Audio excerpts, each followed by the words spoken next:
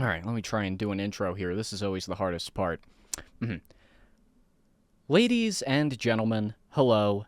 It's me, G8 Nate, retro enthusiast, and I'm here today with a very special guest. One of my favorite lore channels. Drum roll, please. I'll add that in post. Haunted Picnic. Hey, how's it going? Thanks for having me. Pleasure is all mine.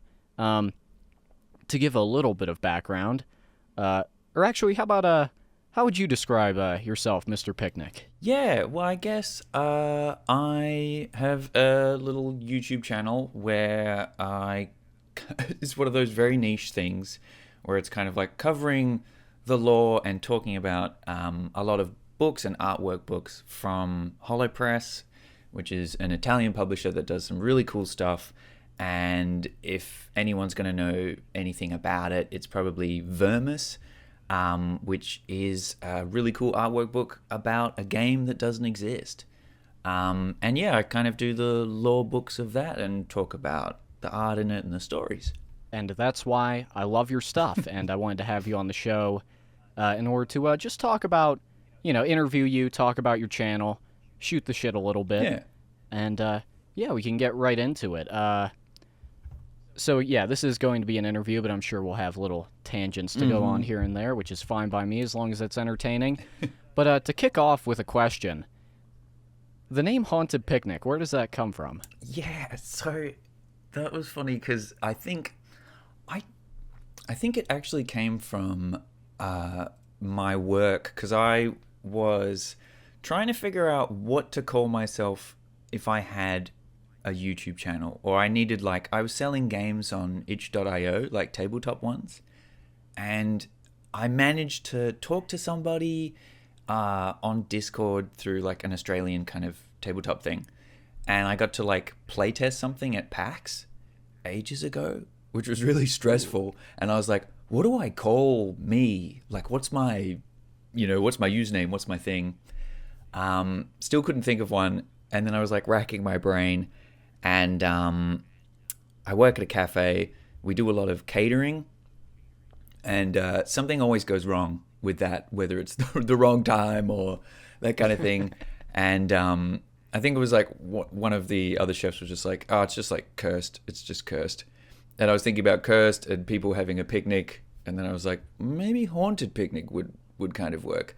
And I liked that haunted picnic also was like HP or like kind of like a health points thing. It felt video gamey, which I like. Yeah, so that's primarily where it came from. And then kind of took it from there. That's awesome. I remember the first time I glanced at it, I thought it was a Haunted Panic for some reason, and then I reread it, and I'm like, nope, I was wrong. That's still pretty good. That's not a bad one though. To follow up on that, what about your little avatar you use? Yeah, that was that was a funny one as well because I think in the same vein I was kind of like, I need like a little logo guy. And initially, I thought maybe I'd just be a tabletop thing if I ever had a YouTube channel, and so maybe a dice. So I was like drawing this little cube with just an eye and the like arms and legs, and then someone was like, kind of just looks like a different shaped Bill Cipher. And I was like, yeah, that's true. And so then I just thought about the idea of having like teeth as eyelids, which felt kind of creepy and horror stuff. And then I sent it to an artist, like commissioned, and I was like, do you have anything that you can make out of this?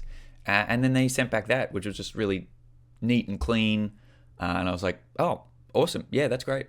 Yeah, it just kind of came from that. Initially a dice, and then it just became a creepy void. I can't believe I didn't realize it was supposed to be a dice by this point, but it's a great mascot. Ah, thank you. It's it's unlocking a memory in me now. I'm recalling that as a child, I used to draw creatures with eyeballs in their mouths. I don't know what was wrong with me, but anyway. It's a great look. Speaking of the horrific, we're moving right through these questions. Nice. Horror. You focus on that mainly. I mean, you've covered other stuff too, but horror is, the main thing on your channel as far as, I see. What draws you to that in particular? What appeals to you with that? I think it's it's kind of funny because it's sort of I don't know if you're a huge horror fan or consume elements of horror that kind of thing, but I'm a pretty big. I don't really cover it on my channel, but yeah, I'm a pretty big horror fan. nice. It's funny when someone who doesn't like that stuff always asks me or things like that, and they're kind of like, "Do you like feeling scared or like being chased by things?" And I always feel like I go, "No, no, not really." But then I'm fascinated by it. I think it's that kind of thing of like similar to like a kind of lore thing in general, that kind of morbid curiosity. It's almost like there's a really high stakes mystery to horror, I find, in like media or games. Because I think my first introduction was like Resident Evil, and that scared the hell out of me as a kid. And then coming back, you get a bit better at playing video games, you get a bit less scared. And then I started getting fascinated by these scary things. And it was almost like I can overcome my fear because I'm so curious and interested in this stuff. Or I'm like, what is around the corner? It's probably a monster and it's probably going to game over me, but hey. And so I really like that. Yeah, it's funny. It's one of those things where it feels like really, really nice, cool people tend to like horror as well. Like it's sort of like they're not horrific themselves. They're actually usually quite quite nice and pleasant. But it's just that morbid curiosity. Yeah, I hope that answers your question. No, it totally does. I'm like half, and I have a few reasons I like it, but that's certainly one of them. And I definitely understand what you're saying about people who are nice like in horror stuff. Like I saw an interview with the guy who plays the clown in Terrifier. Seems like a delightful and cheery gentleman. You'd never imagine that he plays that kind of character and does such a good job. Yeah, absolutely. I guess next one would be, what inspired you to start YouTube? Yeah, I guess it was well, honestly, I suppose like a peek behind the curtain, it was kind of like I've been sitting on this YouTube channel but not really doing anything with it. Or I think it was initially going to be like a voice acting channel, because that was a thing over like COVID lockdown stuff over here. And so I was like, I'll be a voice actor. And then didn't go very far with that. But I had this channel. And then I think it was honestly a friend had been talking to me about Vermis for a while when it first came out. And I could never get a copy because it was always out. So I was like, okay, the next time any kind of thing comes out by this guy, I'm going to get it. And that was Godhusk. And I just happened to like, when Godhusk came out, I was like, okay, I'm just going to buy it right now. And then wait. And then I got it and I was kind of like, oh, wow, yeah, this is really cool. I just finished doing like a uni course on like a range of things, like very basic games, programming stuff and editing. And so I was like, well, maybe I can just like go back to editing and just whip up a little video for myself and talk about this thing, because it seemed like no one else had, or that kind of thing. And it was such a cool idea. And so I did that, and then literally visited my folks for a week. And then when I came back, it had, I don't know how many views. It wasn't like a crazy amount, but it was a crazy amount for me. It was like suddenly 5,000 or something. And I was like, oh God, that's like 4,999 more views that I'm used to. So then I was kind of like, oh, well, that's cool that, I get to be in a position to kind of maybe let people know more about this book or that kind of thing. And so it kind of just, it went off that, like that people, receiving that really well. And I really liked talking about it. And so I was like, well, I'll keep talking about it then. I mean, to your point, I think your Godhusk videos were how I first became aware of your channel. That makes sense. I think what got me to subscribe was your Mock Soul video. I was like, whoa, this guy's talking about some cool stuff right here. I mean, not that Godhusk isn't cool. It was that was the one that kind of made me go like, all right, because I love obscure stuff. And you cover a lot of that. Almost everything you've covered is something I would have never heard of on my own. So Oh, that's great. that's something I really appreciate about your work. Oh, that's mission accomplished for me. That's great to hear because that's sort of it's not. I mean, the same way I'm kind of like, um, I just love all the stuff that HoloPress puts out, and it just tends to be a little obscure as well. But that's also the aim is like it's really cool to be able to kind of find some weird stuff or see some crazy things that people are doing and be like, hey, check it out, see what you think, even if you don't like it. Look at this weird stuff that's happening. Yeah, like your that video you did on that one Final Fentanyl. That shit is insane. That one, yeah, that one was wild. That was a funny one because I didn't. I mean, I sort of was like, well, the word fentanyl's in the title, so we'll see what YouTube does with this. Which was a very funny experience because then it was kind of like, you've been trucking along doing your own thing, and then YouTube's like, I'm going to show a bunch of random people this video. And so I was getting a lot of comments that were like, what the hell is this? And then other people being like, Yeah. So is it a book or what? And I was like, do I even explain this? Like, I feel like I'm in so deep now. They'll figure it out. They'll figure it out. Yeah, that one popped off. Yeah. It's a good video. Oh, thank you. Yeah, and so that's been a cool thing too because they're more obscure ones as well.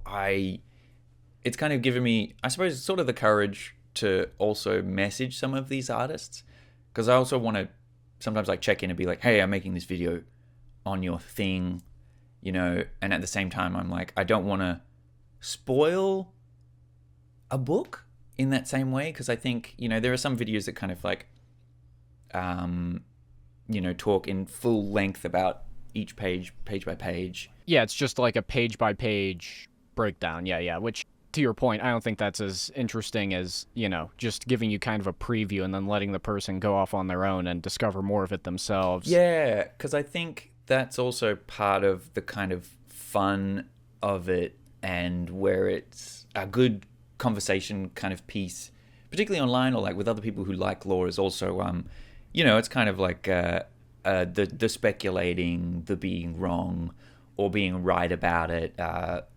If there is a right answer to some of the lore, it's more about like picking apart the clues and then I think it's really cool when other people are just like, oh yeah, I see what you're saying there, I thought this, and then you're kind of like, oh, I don't know if I agree 100%, but that makes total sense. And so that's really cool. The approach has certainly worked on me because when you got to that point in the end of the Final Fentanyl video where you're like, there's one, I forget the exact, but basically where you say God is behind it all, I was like, and then you're like, no, I will not elaborate. I'm like, well, shit, now I gotta find out. I can't just... sold out right now, but that is my next purchase. I'm definitely looking into that book. Cool. Yeah, I also did not show the final panel of that book on purpose because I guess there's an ending, but yeah, because I was like, nah. So yeah, cool. I'm glad to hear that you like the Moxhole one as well because Moxhole really kind of surprised me too, and I think it's the artwork's super cool, and the guy that did it is super cool as well. It's so cool. Yeah, you did an interview with him, right? Yeah, he's a super cool guy. And I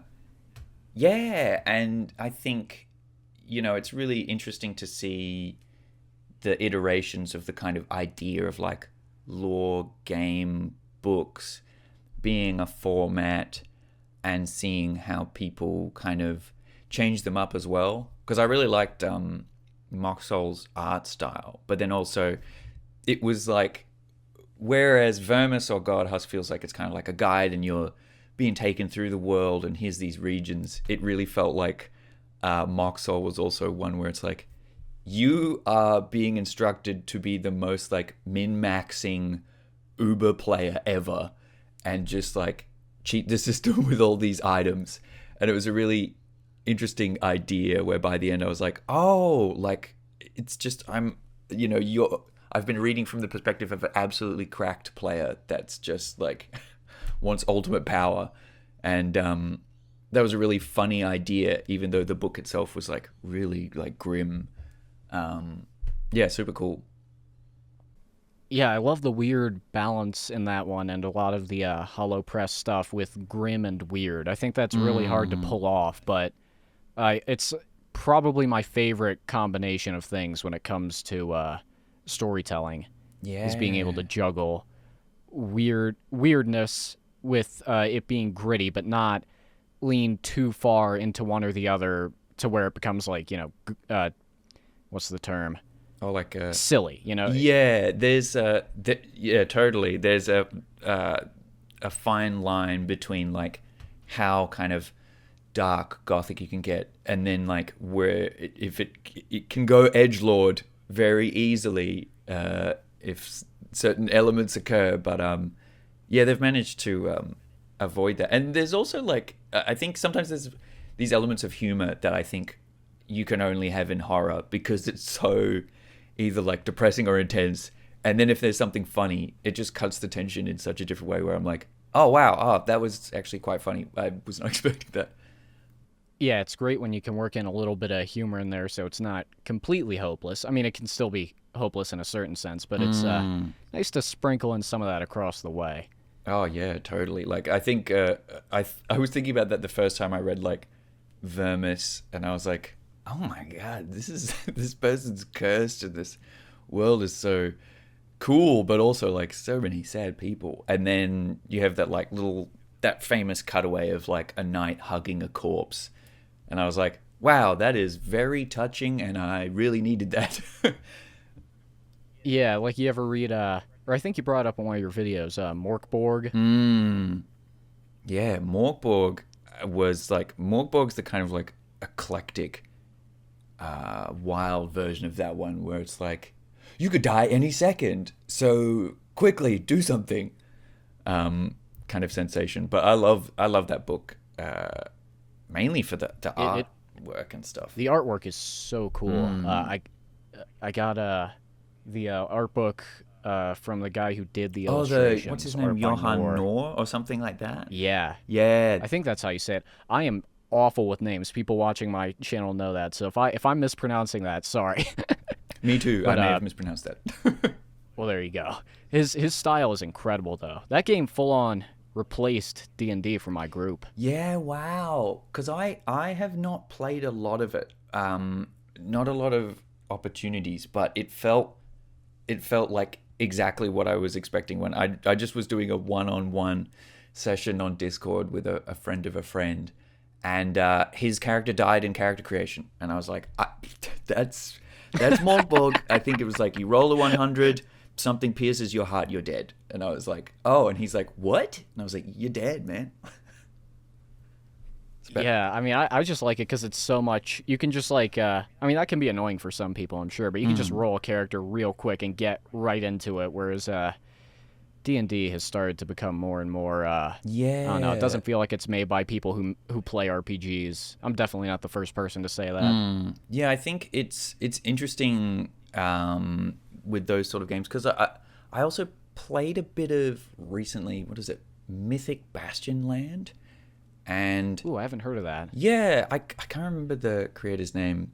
Forgive me, but that was interesting because it's a really different system, and that guy, or the way that the book's structured is really different because it's like instead of really intense character creation, he's just done like pre-made classes, but there's like 78 of them, or like some insane amount of knights, and they have specific little things, but it's also like part powers, specific stuff they do, and then part kind of flavor text, and then the rest is just like how the game can work. And you can have like war bands, or you could own a castle.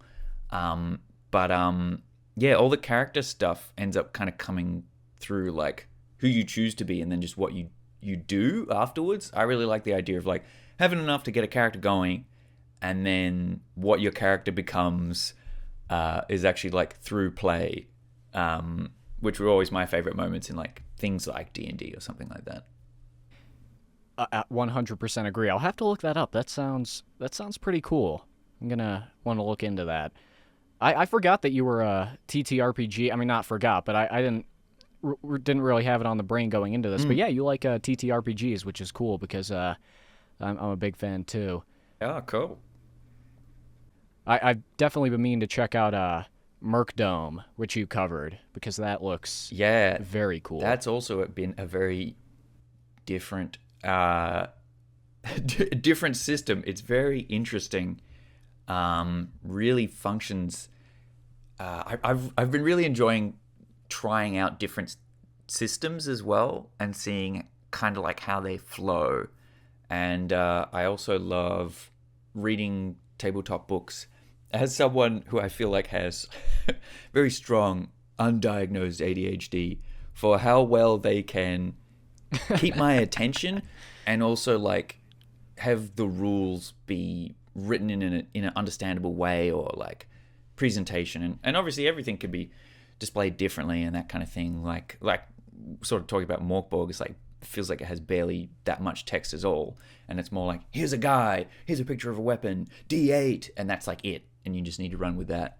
But Merkdome's really interesting because it kind of has this like format of how play can go, but then you read about this like nightmare that you can enter, and then there's just like no stats at all, and it's more like there's just like description of the thing, kind of its behavior, and then just the powers it has, which has no like necessary like outright here's the mechanics.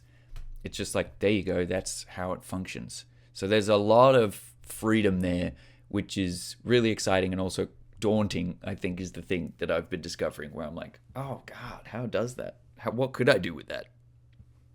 You said I didn't have this as one of the questions I wrote down, but it just came to me. You said you do your own TTRPG stuff. I've seen some videos Yeah. where you showed like creatures and stuff like that, but would you mind going into that? Yeah, because that was, I think it's sort of, it feels like it's all a very cyclical thing where, you know, I started really liking movies and then video games, and then was introduced to D&D, but then it was one of those funny ones. I don't know if you tend to be GM or a player in your tabletop games.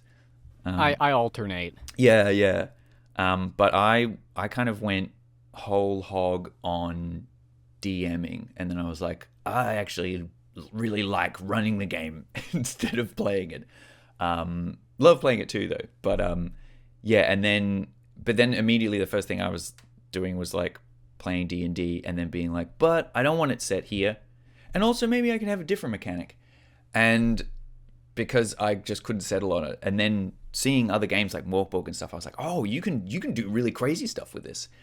I got really fascinated with like trying to make some, and you know, and it was a fun challenge. I think because I'd done some, what was one? I think I called it Drain Threshold, but that was a fun like test for me to try and like, what can I do with like collage, you know, commercial free public domain images, because I'd seen some really cool artwork from people doing that. And then the biggest one I think was basically I wanted to make a tabletop game that was a homage to slasher films, because I really like them. I think they're quite fun, a fun time. And it was sort of like, how do I make a game where everyone is a murder hobo work? Yeah, so I made this game called Death Dealers. I can't remember when I released it. Maybe 2 years ago, something like that. But essentially, it's just like you're players, and you play, you know, your archetype slasher, your Jasons, your Chuckies, and you need to go in and like kind of like the Hitman video game. You need to go in, kill your target, who is a superpowered teen. It's almost like players versus Stranger Things characters, essentially. And then you get out, and it's kind of like an extraction thing. But instead of having mana, you use your disguise, so you need to kind of sneak around, otherwise you show your true form. And that was my kind of workaround answer to that challenge for myself. But yeah, that was really fun. I That's awesome. I didn't know about that. Send me a link and I'll put up some images of it in the Ah, video. yeah, cool. Thank you. Uh, yeah, very inspirational. I mean, I've been trying to do TTRPG stuff too for a while. It's Hell just yeah. It's a lot. I can't It's draw. a lot of So stuff. yeah, Yeah. I mean, I can draw like weird creatures. I'll put up like a sketch on screen, but if I try and draw people, it's like oof. Oh, Ooh. yes, same. Absolutely. Like it's definitely one of those ones where it's like I can draw and describe this weird like thingy. But if I just try to draw normal preset one face, I'm actually having a really hard time. Ooh, yeah, yeah. I know for years I wanted to be a comic book creator. I spent like a Oh. good. This was like in my teens. I spent like a good 3 years trying to learn how to like really draw, and Mm. then by the end I was like, maybe I should stick to writing instead, mainly. Maybe, Yeah. but either way, that's awesome. I mean, it's always great to meet someone who likes doing that kind of stuff because yeah, been it's inspirational. I'll have to play that. I already forgot the name. I'm Oh, sorry. the night one, the Mythic Bastion Land. I think there's a free quick start guide on itch, which is how I sort of looked at it. But yeah, totally cool. That's sick. Yeah, obscure TTRPGs is one of my favorite weird subjects. Which again, you've Hollow Press has provided a lot of inspiration in that regard because you can't really play those books in the traditional sense, but they can be great jumping off points. Yeah, totally. Okay, next question. That was a cool tangent. I enjoyed that. All right. What is your favorite subject you've covered on your channel overall? Yeah, that. Oh man. I mean, I guess favorite.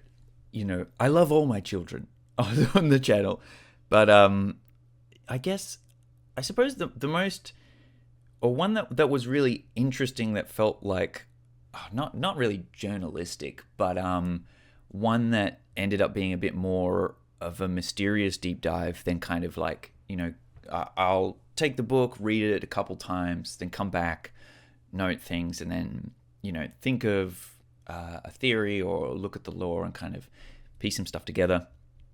But I remember ages ago, I emailed Plasterboo, and I was like, "Hey man, would you ever be interested in doing an interview kind of thing?"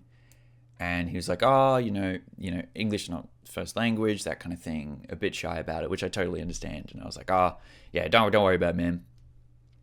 But then I was just curious, and I was like, what sort of inspired God Husk? Because I started rattling off some games where I was like, it reminded me of this and that. And he mentioned a few, and then he mentioned specifically this one that was like Mech Samurai or Samurai Mech. Mech 2, right? Yes. Yeah. I love that video. That so video was fascinating to watch. That video was really interesting because I was like, oh, cool. And then kind of sat on that for a bit, and I was like, hey, do you mind if I like talk about that being an inspiration for this? Because also it was one that I sometimes feel like I know a few obscure things. The stuff that sometimes Plasterboo posts or like talks about are so obscure. I was like, what? Because he was sending me screenshots from it, but then I have no idea where he got those from. And so to do the research for that video was nuts, where it was like, find this one archive that's in Japanese. And so I, just auto translate and kind of go through that and check, and then the images from there, and then trying to look it up online, trying to get an emulator for it, which needs this like old school Mac thing, and I was trying to install that because I was like, I should play this game before I talk about it. But it was such a journey to do it. And so then instead I like watched some of playthrough from some people.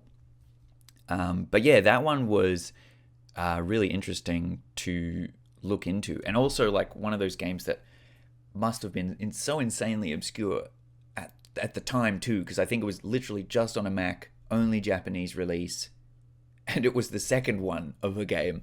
But the artwork was so good that I was like, why has this not ever come across like me before?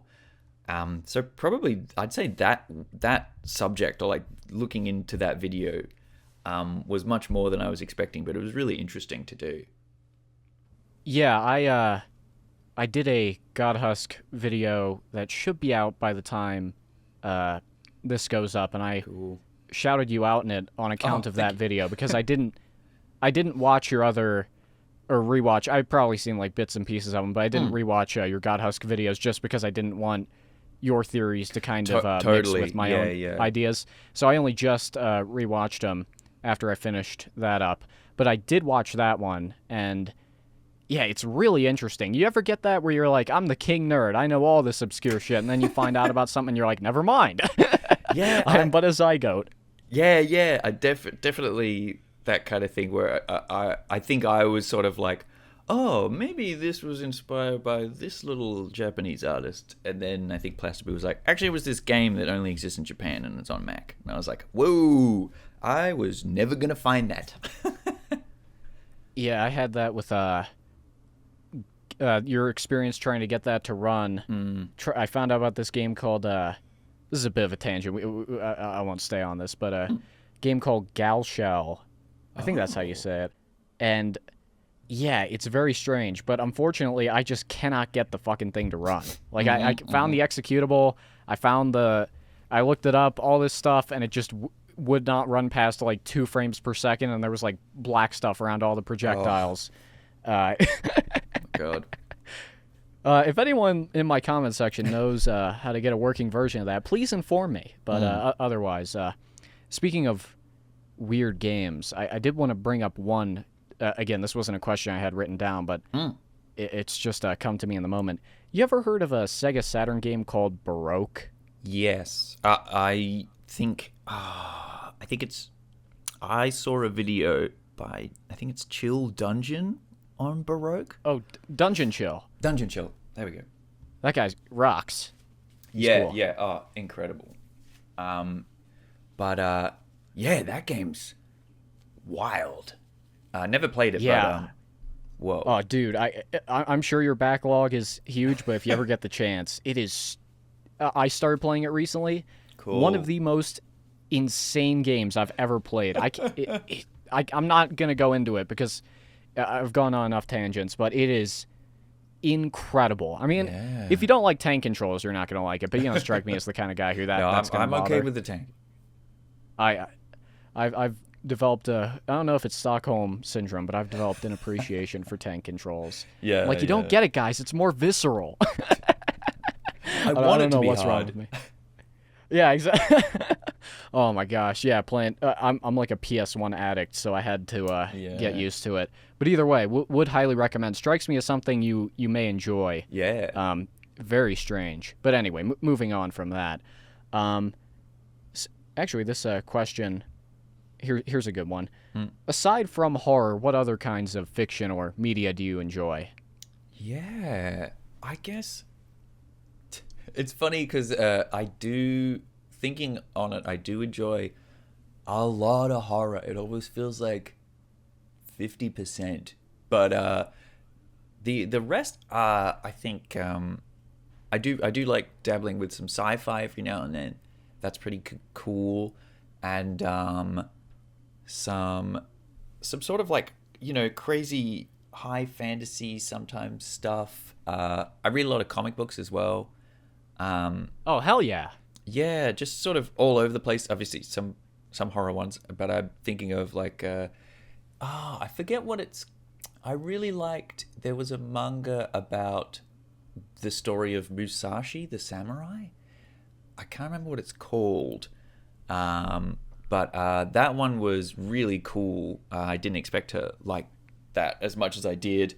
And sci-fi stuff like I was recommended by artist Nasha Toby, who's really cool, to watch Scavenger's Reign because I'd never seen that. And Oh, shoot, I haven't seen that yet either. Is it good? It's pretty dang good. It's really, really cool. It is very much like about the world. It feels kind of like a strange like doco slash you're seeing the story of all these different characters, but the places that they take each of the characters as well, like aside from people just going like, oh man, it's so cool and the aliens and like it's beautiful, also just pretty like well written. The character arcs like pretty great. Tight little series, but yeah, the artwork is also very cool and the designs are awesome. Nice. I'll have to check that out. Well, that's great to hear. You like TTRPGs, you like comic books, you like horror. This was a great fit for this show.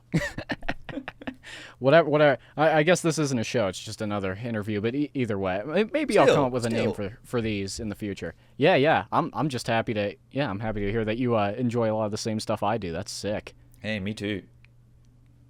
Yeah. Let's see what else we got here.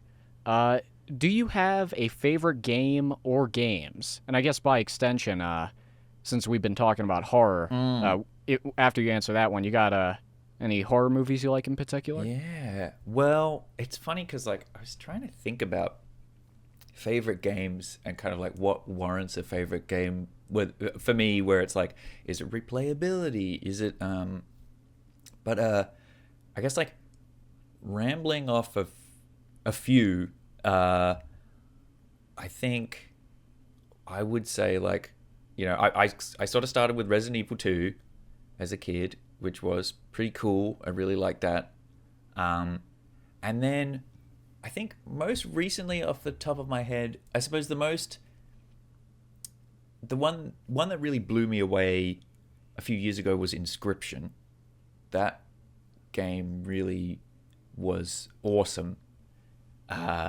Just like a card deck building kind of thing. You're in a cabin with some puzzles, and the trailer only shows that, and then the game goes all these other crazy places. And it was one of those games where I was like, I'll just play it for a bit. Like I've almost beat the boss now, and then it completely changed, and I was like, what is it asking me to do? And then I just finished it in one day because I was so drawn in by it.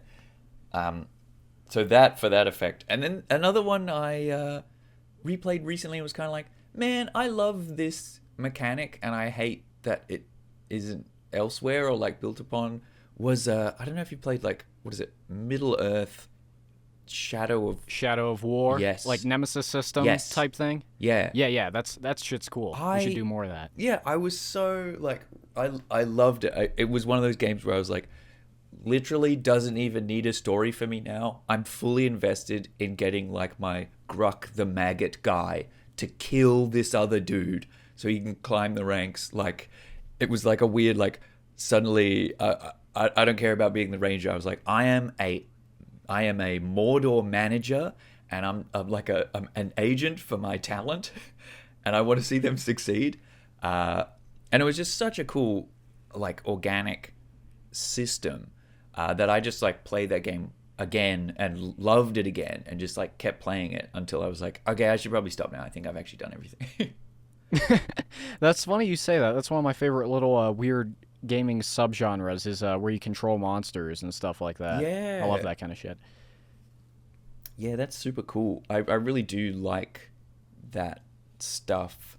Yeah, I would really like, I see it every now and then a few games, but I'd really like someone to basically do, I guess one of my dream games would literally just be you get to play Umbrella, the evil company from Resident Evil, and you make monsters and then you send them out.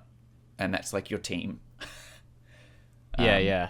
And sometimes I see people kind of dabbling with that, but the games are a bit like, One I found recently was Wizardry 4, which based on the premise, I was like, ooh, this sounds awesome. And then you start playing it. It's like one of the hardest games ever made without exaggerating. I'm like, okay, never mind. And I'm like, yeah, I'm going to put this on the back burner. Or like Final Fantasy Tactics, I'd be like, I have to recruit the Mind Flayer. I know it's a terrible unit, but I have to recruit it. Yeah. I desire this party member like I need it. I will have the Squid Mage on my team.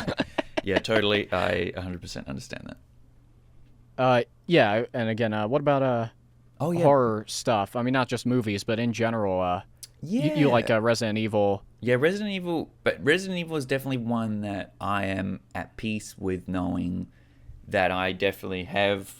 I'm gonna have the nostalgia, rose tinted glasses, so I need to stay critical of it.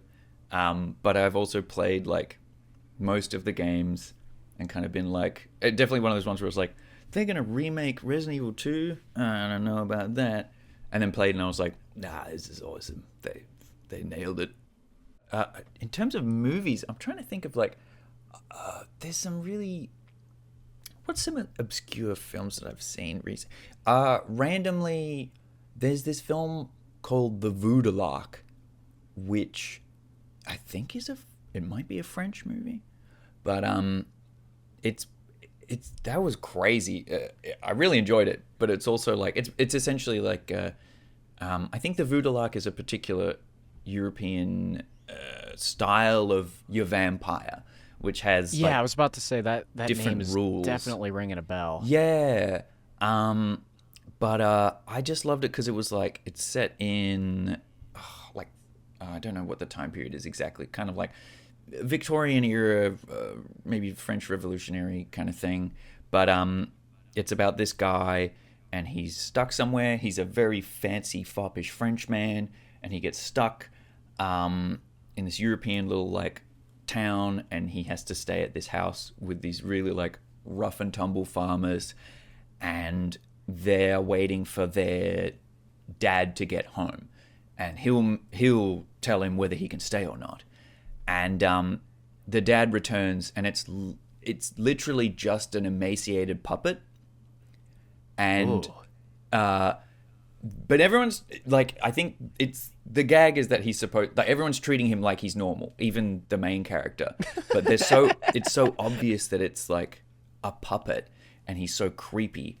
And I loved the kind of the balls of doing that, where it was like, guys, it's like the ultimate, like in other films we're like, no, he's fine, he's just sick. I really liked that this film was like, he's not even literally a dude, it's a puppet, and he moves weird, and everyone's just like, oh, you should rest, and then he just does the like puppet lay down thing, and you're like, and they still made it really creepy. It's like there's this like I think the idea of the voodoo lark is like he can only drink the blood of people he loves. Yeah, I read a short story about one a while ago. I believe Yeah. that is it. Which was an interesting concept because like halfway through the film you're hearing the voodoo lark guy kind of almost like gaslight himself into loving people just so he can eat them. And you're like, this Oh. is so crazy, where he's like, maybe I could find you attractive lead French guy, and he's like, I gotta go. I gotta get out of here. But it was really, really fascinating, and just that mixed media stuff. Like I was like, whoa, 2025, and we've got like a crazy puppet thing. Like that's pretty. Oh, cool. it's new. Well, not. Oh, sorry. Newish actually. I think it was one of those ones where it unfortunately came out just a few months before, like 6 months before Nosferatu. Ah. And then I was like, oh, I think I saw an advert for it on SBS, and so that's yeah.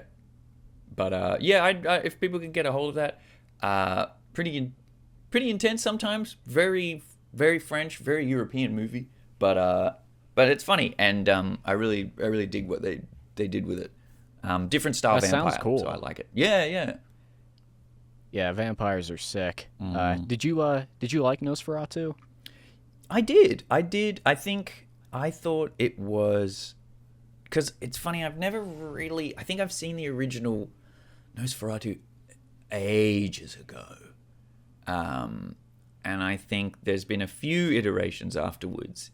And I I thought believe this, there's three, like, counting the yeah. Eggers one. and then I thought I enjoyed this Nosferatu for being like, I suppose, a good like contemporary redo of it. That there was enough new stuff that it didn't feel like it was just sort of like a graphics update style kind of redo, where it's Oh, like, for look, sure. but new, because it was like you know, even at the very least, I liked Nosferatu having a moustache. I thought him. Oh no, I thought that was great. And anyone who disagrees, you're perfectly entitled to your opinion, but you Yes, are wrong. You will be wrong. Yeah, I thought that was cool. Even like historically, like, or like more of a, he's got that European look.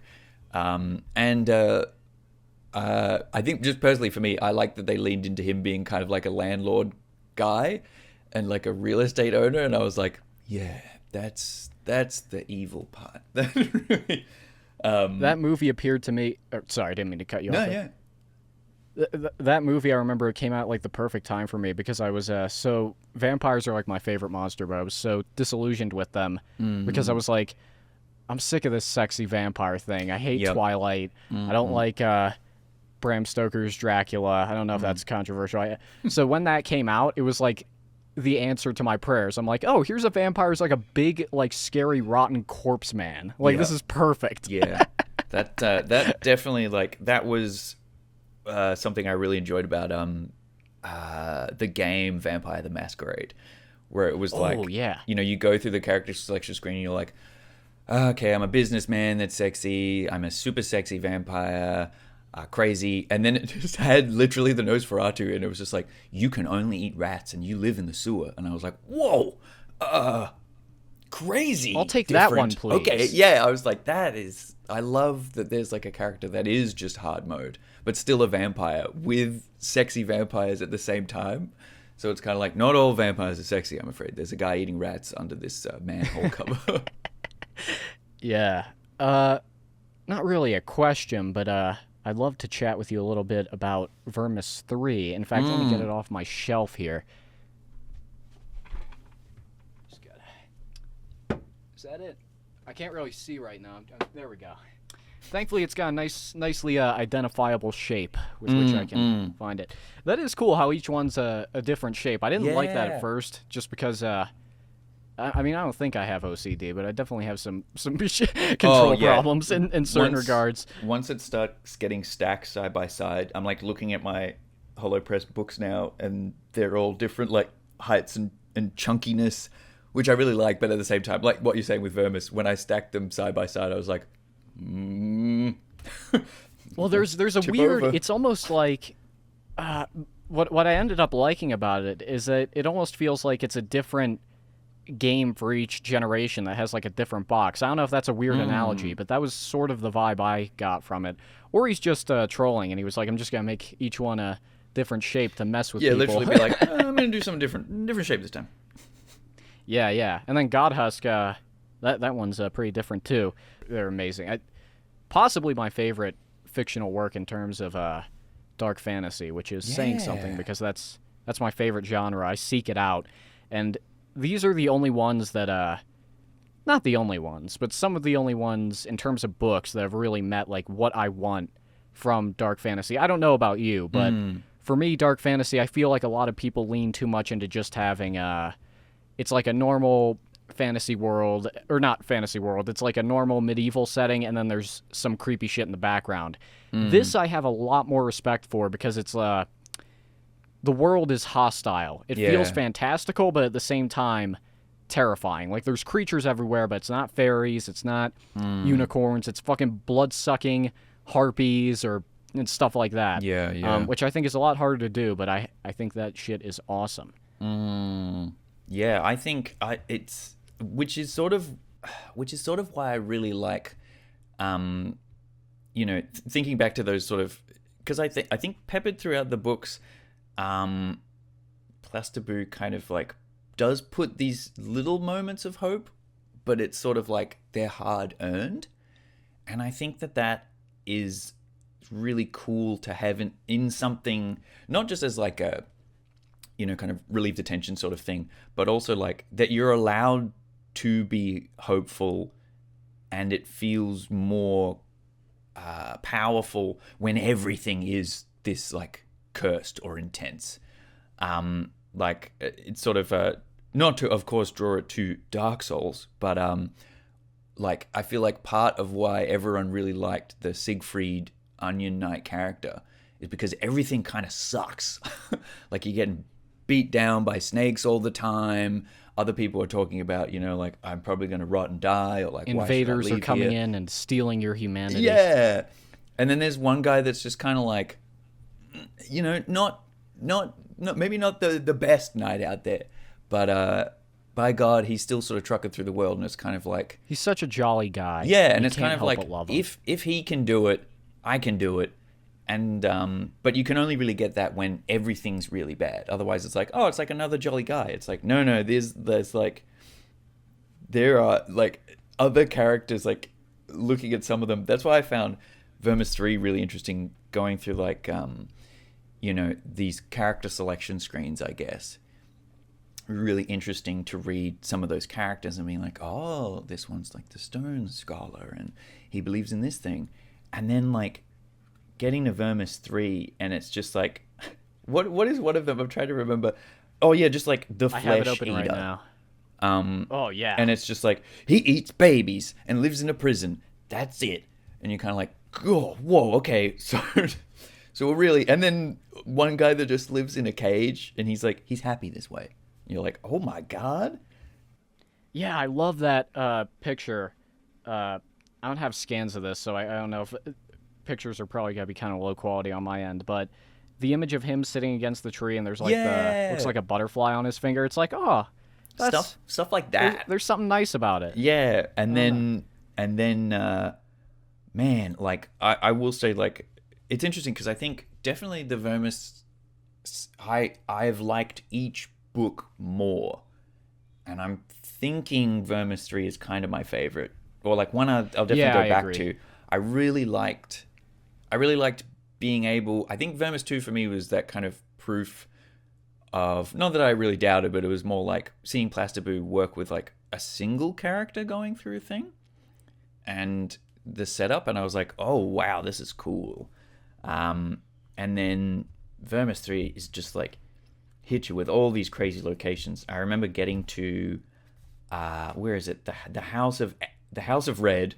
Was it the Fortress Oh of yeah, Agony? that location. And then we finally get to see the pestilent mines. That was awesome. Yeah, and and there's the huge, crazy, terrifying map of this just torture house, and then the rules of the torture house, and it's like, here's a guy that's pretty much invincible, and he drags away prisoners, and like the like prison wardens are a bunch of like sad pigs, and it just felt like you could take that out of Vermis 3 and have it be its own entire thing, with the same sort of atmos, but it would still just be awesome. But it's here in this same book, and I was like, God damn, like, I'm loving just this one section, and then I go to another section, I'm like, oh, it's so cool. And They're yeah, real page turners. You're like, surely it can't get more fascinating than this, and you're like, oh, never mind.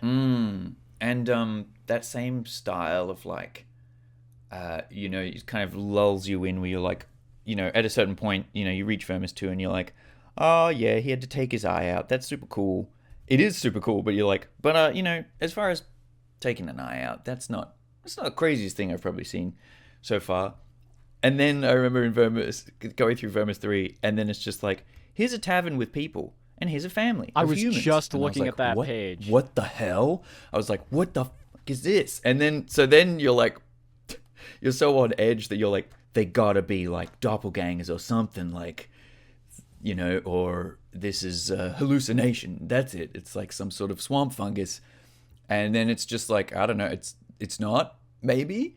And that I really liked, where I was like, oh man, now he's getting me like freaking out about just like people in a tavern. Yeah, super cool. Did you have a favorite like area of or in Vermis 3? Was there a section or a character you really liked? I like the Red House a lot. My favorite character, I was actually going to ask you what your favorite of the classes was. Mine is Pond Knight. I really like that guy. Yeah, I think that's just such a It's so cool. unique idea. I love seeing people be like, hell yeah, Pond Knight. Because the way that Pond Knight works is actually so awesome as well. Just thinking about it, I was like, oh, it's like directional water stuff. That's such a cool concept. Yeah, I guess. I mean, my heart. I think, as I'd said in my other video or a post, my heart will always be with uh, the Green Sun Kingdom and old Goblin Boy, because My eyes like fell out of my head when I saw that I because I know. remember thinking I was like in Vermis 3, man, it probably won't happen, but I would love for a playable Goblin Knight. And I think I saw your post first, and I was like, what? Yeah. Oh, damn. Um, yeah. I just like seeing that. That's all. That's all I need is just the character. It doesn't really talk about the Green Sun stuff anymore, but just cool to Yeah, no, see it's that. just cool. It's continuity. It's a way Yeah, of and like like keeping the world. It's reminding you, oh, that exists. carrying on and like, yeah. But yeah, I think Pawn Knight's definitely up there. I think it's just also some of the designs are so insane. When it was like, who is it? Is it the choir? I think the choir man is so upsetting to be a character that I was Oh like, yeah, he's creepy whoa, looking. what? Um, but he's also Fedorfus, so it's kind of like, yeah, interesting. But I think other, I guess other favorite character is like, I just like the straight up and down. I do love me a good like. I think the first time I played Dark Souls and you come across what's his name, Lautrec, and he's like, sure, just leave me here, and then he kills your like fire maiden or something and Oh, that ruins guy. your Yeah, save. Yeah, I won't do anything bad. Don't yeah, and I worry. was like, what the hell? This sucks. This is what an evil game. And then going back, I was like, oh, Lautrec, you son of a bitch. Um, I get that feeling with, I think, I'm not sure how to say the name. I think it's Ulasil or Ocelia. There's a creepy guy in Vermis 3 that kind of lets you in, and he's been studying the symbol that's for the, like, locust stuff. Um, and he's like, yeah, come in, like, hang out, stay for a couple days. I'm just going to go into It's this all chill labyrinth. here. Yeah, and then it's just like each little few days, it's getting like more and more frantic. And then the next page, I think you turn over and it's like you wake up and he's like eating your arm. And he's not in his armor and he's like, yeah, I just need to consume you, that's all. And I was like, oh, there he is, that son Nothing of a personal, bitch. bro. Like, yeah, like he just feels like another one of those crazy kooky characters. And then you're like, yeah, is this on me? Because I stayed for a few days and he's getting more and more insane. But it was really nice to see that style of character in Plastibu way. So, yeah. I suppose there's also that other guy, the Gailac Knight guy, that's like, you go on ahead and then hopes that you die. Yeah, he's like Patches. Yeah, exactly. Totally. Looking through it, I think my favorite area is probably the shaded wetlands. That place is really cool. I mean, it's Yeah. simpler. It's not like a dungeon, but the big, I like eye creatures. So that visual, that giant eye thing watching you from between the watching trees things, is. like, that's super cool. I wonder if this will be the last one in terms of Vermis. I'm sure Plastibu will still make stuff, but Yeah, I don't know, because it's sort of, that's why I was sort of thinking, like, for some reason in my head I was like, this would be the last one. But I don't know. I mean, it might be one that he comes back to. It was funny in the back of my head. There's nothing to suggest that this is true at all. But I was kind of going off how destroyed the official guide sticker was on the front, where I was like, if this thing gets super ripped, that's going to be my indication that he's not making any more Verbus. Um, but all I I don't want know. is more Kedareth lore. Plastibu, if you're listening, which Yeah. you aren't. I know you aren't, but just on the 1% chance you are, please, more Kedareth lore. I need it. Yeah, there's such cool, because it's one of those ones that I think it's also cool if he doesn't do any more. I think it's awesome that this last installment has kind of covered Dorvus, so like everybody's loosely got their story, like, or you have an idea of them, and Pretty then satisfying conclusion. yeah, and then it's also a really cool place for people to like take it if they want. I don't know how Plastic feels about like fan fictions or people setting stuff in the world. But I mean, and he seems pretty cool about it. But it seems like there's such a large amount of stuff in here. I was like, I already know of people who want to make like tabletops, or they've run games set in this world, It and inspired me. That was how I found out about it. My friend ran a tabletop session set in oh, the world of Vermis. I what played a a Merc cool Sage. way! It was so cool. Oh, I love the Merc Sage. He's my favorite from the first Yeah, book. someone on Reddit, I wish I could remember the name. So sorry, I'll try and recall. But they made an awesome mini of that, and I think they've also made a God Husk mini, which was so cool. But I'll try and put it up on a screen if I find it. yeah, I mean, I'll try and track it also, down as well. Vermis straight up. I might cut this out of the there's definitely gotta be stuff that gets cut out. But either way, Vermis inspired me to write a book. Partly. I Cool. mean, I'd always wanted to write books, but I just Whoa. completed the first draft of a novel, and it is Oh, definitely dude, heavily awesome. Vermis inspired. Hell yeah! Wow. Yeah. I'm not.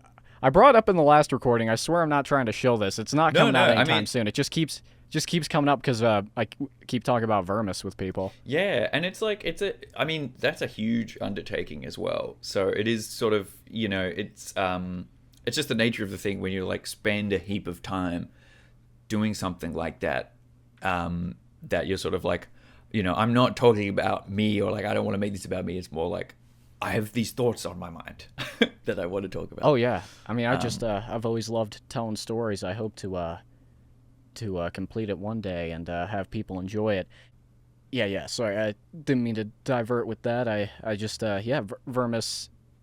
Like I said, it's one of my favorite things ever, and it's inspired me greatly, and it's definitely inspired you too. It seems. So I think it's just so cool when you get stuff like that. Like I remember when Fear and Hunger came out, seeing or when it got popular, and seeing all the different people kind of not like rip it off, but get inspired by it and do their own kind of similar things. Yeah. Like that one just came out. I haven't played it yet, but Cradle of Nightmares, where it definitely is in that sort of Oh, style. cool. I'll have to check that out.